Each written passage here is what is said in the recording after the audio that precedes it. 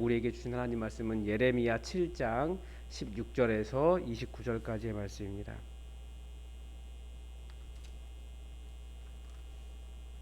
예레미야서 7장 16절에서 29절까지의 말씀을 함께 받들어 읽겠습니다. 그런즉 너는 이 백성을 위하여 기도하지 말라. 그들을 위하여 부르짖어 구하지 말라. 내게 간구하지 말라. 내가 내게서 듣지 아니하리라. 너는 그들이 유다 성읍들과 예루살렘 거리에서 행하는 일을 보지 못하느냐? 자식들은 나무를 줍고 아버지들은 불을 피우며 부녀들은 가루를 반죽하여 하늘의 여왕을 위하여 과자를 만들며 그들이 또 다른 신들에게 전제를 부음으로 나의 노를 일으키느니라. 여호와의 말씀이니라. 그들이 나를 경노하게 함이냐? 자기 얼굴에 부끄러움을 자취함이 아니냐? 그러므로 주 여호와께서 이와 같이 말씀하시니라.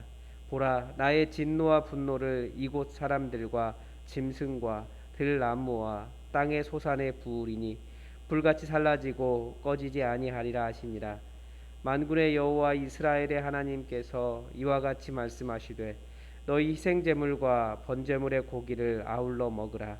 사실은 내가 너희 조상들을 애굽 땅에서 인도하여 낸 날에 번제나 희생에 대하여 말하지 아니하며 명령하지 아니하고 오직 내가 이것을 그들에게 명령하여 이르기를 너희는 내 목소리를 들으라. 그리하면 나는 너희 하나님이 되겠고 너희는 내 백성이 되리라. 너희는 내가 명령한 모든 길로 걸어가라.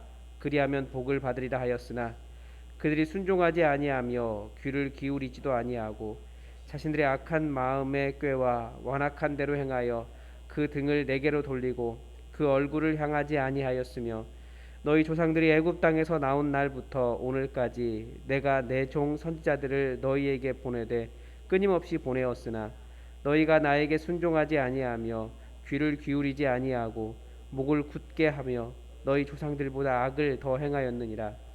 내가 그들에게 이 모든 말을 할지라도 그들이 너에게 순종하지 아니할 것이요 내가 그들을 불러도 그들이 내게 대답하지 아니하리니 너는 그들에게 말하기를 너희는 너희 하나님 여호와의 목소리를 순종하지 아니하며 교훈을 받지 아니하는 민족이라. 진실이 없어져 너희 입에서 끊어졌도다 할지니라. 너의 머리털을 베어버리고 벗은 산 위에서 통곡할지어다. 여호와께서 그 노하신 바 이 세대를 끊어 버리셨음이라. 아멘. 헨리 나우엔의 두려움에서 사랑으로라고 하는 책에 이런 비유가 나와 있습니다. 약간 좀 각색을 해서 이야기하면 한 어머니에게 정말 귀한 한 아들이 있었습니다. 이 아들은 정말 착한 아들이었습니다. 어머니의 말씀도 잘 듣고 공부도 열심히 해서 어머니가 계신 곳에서 조금 떨어진 도시에 직장을 잡고 어머니 말씀도 잘 지켰습니다. 잘 살아갔던 거죠. 계속 어머니 말씀대로 교회도 출석 잘하고 어머니 말씀처럼 가난한 사람도 잘 돌봤습니다. 그런데 어머니를 만나러는 한 번도 안 가는 겁니다. 이 아들은 어머니 사랑한다고 말은 하죠. 그런데 명절이 되어도 혹 어떤 일이 있어도 어머니를 만나러 가지 않는 겁니다. 이 아들은 정말 엄마의 말을 잘 듣는 아들일까요? 약간은 이상합니다. 이 아들은 엄마의 말을 잘 듣긴 했지만 사실 엄마의 말을 잘 듣지 않은 아들입니다. 엄마의 마음은 아들이 잘 사는 것이기도 하지만 아들의 그런 어떤 선한 삶을 살면서 관계가 이어지는, 그러니까 어머니와 아들의 관계를 원했던 거죠. 어떻게 보면 하나님께서 이스라엘에게 원했던 삶이 그와 같습니다. 이스라엘이 또 하나님을 대했던 태도가 이 아들의 태도와 비슷합니다. 오늘 본문에는 모든 성경이 그렇지만 예레미야서뿐만 아니라 성경 전체를 통해 성도들이 들어야 할 하나님 말씀, 하나님의 본심, 하나님의 마음이 들어 있습니다. 오늘 본문 22절에서 23절, 24절, 이게 지금 예레미야서가 어떻게 보면 계속 하고 있는 말이거든요. 사실은 내가 너희 조상들을 애굽 땅에서 인도하여 낸 날에 번제나 희생에 대하여 말하지 아니하며 명령하지 아니하고 오직 내가 이것을 명령하여 이르기를 너희는 내 목소리를 들으라. 그리하면 나는 너희 하나님이 되겠고 너희는 내 백성이 되리라. 너희는 내가 명령한 모든 길로 걸어가라. 그리하면 복을 받으리라 하였으나 그들이 순종하지 아니하며 귀를 기울이지도 아니하고 자신들의 악한 마음에 꾀와 완악한 대로 행하여 그 등을 내게로 돌리고 그 얼굴을 향하지 아니하였으며. 하나님께서 이스라엘을 구원하신 이유는 아브라함과의 언약 때문입니다. 그리고 하나님은 그들의 하나님이 되고자 하셨습니다. 다시 고대 세계의 고대의 그 신들의 세계를 생각해 보면 각 민족에게는 자기들의 신이 있었습니다. 성경에 보면 모압의 그모스, 몰렉, 암몬의 밀곰 이런 식입니다. 그러니까 이스라엘의 신의 이름은 여호와였던 거죠. 그런 식으로 여호와는 이스라엘의 신이 되고 싶었던 겁니다.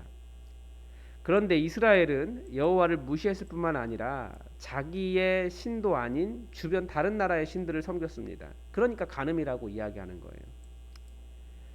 그런 의미에서 하나님은 나는 너희 하나님이 되고자 했다라고 이해할 수도 있습니다. 물론 다른 신들은 존재하지 않는 신들이었고 그저 종교적인 방식만 추구하는 것이었기 때문에 여호와 하나님은 이스라엘을 통해서 진짜 신, 살아있는 하나님을 따르는 백성은 어떤 차이가 있는지, 그 정의로운 나라가 무엇인지 보여주고자 하셨다라고도 이렇게 큰 뜻을 요약해 볼 수 있습니다. 그래서 오늘 본문에서 이 방금 읽은 말씀에서 본 것처럼 하나님은 처음부터 번제나 희생 같은 종교적인 방식이 아니라 내 목소리를 들으라, 내가 명령한 길을 걸어가라, 내게 순종하라 지속적으로 말씀하셨습니다. 그래서 이스라엘이 계속해서 외우고 있는 말씀이 있어요. 우리 하나님 한 분이시니까 그분을 온 마음과 정성 모든 것 다해 사랑하라라고 하는 말씀을 계속해서 외웁니다. 근데 말씀을 외우면 뭐 하냐고요? 삶에서는 하나님을 진짜 사랑하지 않는 거예요. 특히 선지자를 보내셔서 계속해서 보내신 메시지는 나 따라와라, 순종해라 이것입니다. 정말 사랑해서 하나님을 찾아가는 거죠. 어제 첫 성소였던 실로에 대한 말씀도 실로의 제사장은 엘리라고 하는 사람이었습니다. 그 아들 홈리와 비나스가 하나님을 무시해서 전쟁에서 법궤도 빼앗기고 죽임을 당했습니다. 그들이 제사를 드리지 않은 게 아니에요. 막 가나안 땅을 벗어났기 때문에 율법도 많이 알고 있었고 정말 열심히 지켰을 겁니다. 율법을 안 지킨 게 아니에요. 그러나 그들에게는 뭐가 없었습니까? 이 하나님의 본심, 나 따라와라 라고 하는 그 말의 본심을 잘 몰랐던 거예요. 하나님을 향한 정말 사랑이 없고 하나님을 경외함도 없고 하나님 때문에 나의 삶을 수정하는 거룩함도 없고 하나님을 닮아가려고 하는 마음도 없고 정의도 없었습니다. 그냥 그저 고기 생기면 좋은 고기 먹으려고 했고 그 자기 권력이라고 예레미야서는 표현하고 있는데 그 권력 찾아갔고 성막에 시중드는 여인 마음에 들면 잠자리를 함께 했습니다. 다 율법 지켰기 때문에 괜찮다라고 말하지만 그거 하나님 따라간 거 아니라고 성경은 오히려 더 강력하게 이야기하고 있는데 그런 건 안 듣는 거예요. 선지자들을 계속 보내셔서 나는 제사를 원하지 않고 긍휼을 원하고 인애를 원한다라고 말씀하시지만 사람들은 긍휼이나 인애보다 제사를 더 열심히 드렸습니다. 그게 하나님께 잘하는 것이라고, 하나님께 드리는 것이라고 생각했어요. 하나님께 잘하는 것은 주변 사람들에게 긍휼을 베풀고 인애를 베푸는 겁니다. 예수님도 동일한 말씀하셨죠. 그런데 교회마저 계속해서 제사를, 제도를, 직분을, 교리를 더 중요하게 이야기합니다. 근데 우리가 정말 열심을 가지고 하나님께 드려야 할 것이 무엇인가? 물론 이것을 버리라는 말이 아니에요. 당연히 하나님을 섬기고 예배하는데 더 열심히 내고 사랑하기 때문에 더 열심히 하나님께 나아와야 되는 거지만 또 그 사랑하는 마음 때문에 하나님께서 뭐라고 말씀하시는가? 이걸 알아야 된다는 거죠. 약 100여 년 전에 이성이 교회를 지배할 때 성경의 권위는 바닥에 떨어졌습니다. 성경은 말도 안 된다는 거. 이성적으로 봤을 때 기적도 말도 안 되고 이거 다 가짜다. 성경의 권위가 부정됐을 때가 있습니다. 그런 교계에 성경의 권위를 회복한 한 신학자가 있습니다. 물론 성경의 권위를 더 인정하는 사람들의 관점에서 봤을 때는 그 사람조차도 약간은 좀 성경의 권위 인정하지 않는 사람처럼 보이겠지만 사실은 그 이전 세대를 생각하면 정말 많이 회복시킨 사람입니다. 그래서 여전히 수많은 사람들이 이 신학자의 신학에 열광했고 지금도 이 신학자의 영향력은 대단합니다. 저도 그 신학자의 책을 읽어보려고 이렇게 두꺼운 책을 샀습니다. 그런데 읽다가 그만뒀습니다. 그의 신학이 잘못되었거나 배울 것이 없어서가 아니었습니다. 읽으면 읽을수록 재밌는 부분이 있었습니다. 그런데 무엇 때문이냐면은 그에게는 또 다른 아내가 있었습니다. 더 큰 문제는 이 두 번째 아내와 집에서 살기 위해서 첫 번째 아내를 논리적으로 설득했고 두 아내와 함께 한 집에서 살았습니다. 잘 몰랐는데 이 모든 상황을 인내해야 했던 그 첫 번째 아내의 상황을 아주 짧게 접하게 됐어요. 그 신학자가 아무리 위대한 신학자였을지 몰라도 아내에게는 잔인한 사람이었던 겁니다. 그래서 저는 그분의 책을 덮었습니다. 종교적으로 혹은 논리적으로 교리적으로 다 성공한다 할지라도 하나님께서 정말 하나님을 사랑해서 원하기를 맺기를 바라셨던 열매는 그런 것이 아니기 때문에 그렇습니다. 또 평화의 교단이라고 하는 메노나이트 교단에 평화와 정의의 교리를 확립한 또 다른 위대한 신학자가 있었습니다. 독특하게 우리나라에 이 춘천에 메노나이트 교회가 몇 개가 있죠. 그가 죽었을 때 그 뉴욕 타임즈인가 제가 정확한 신문을 기억을 못하는데 일반 신문에서 대서특필을 할 정도였습니다. 그만큼 그분은 교회계뿐만 아니라 사회에도 그 정의와 어떤 평화 이런 것에 대해서 큰 영향을 준 분이었습니다. 그런데 저도 역시 그분의 영향을 받았습니다. 왜냐하면 영향을 받지 않을 수가 없는 신학자예요. 그런데 그분도 접었습니다. 그는 교수 시절 내내 자기의 조교를 성추행한 사람이었습니다. 입과 글로 주장한 정의는 자신의 삶과는 거리가 멀었던 거예요. 뭐 그 입에서 말하는 것 중요하죠. 무시할 수 없죠. 그 말만 잘 들으면 좋겠죠. 그리고 모든 사람이 완벽하지 않기 때문에 다들 부족한 부분이 있습니다. 그렇지만 저도 뭐 그렇게까지 뭐 선한 사람이냐 이렇게 말하면 부끄러운 죄인이지만 교회가 그렇게 종교화되는 것을 가만히 두고 볼 수는 없는 일인 겁니다.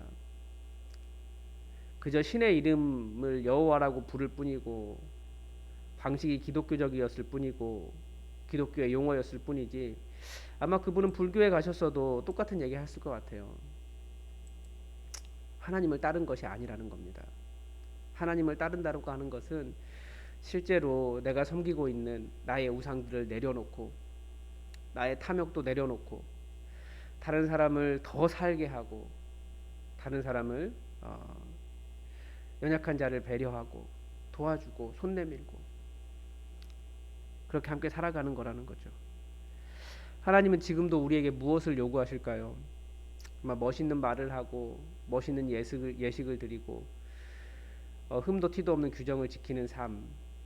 하나님을 정말 사랑하기 때문에 그렇게 할 수 있습니다. 그렇게 해야 되는 것도 맞습니다.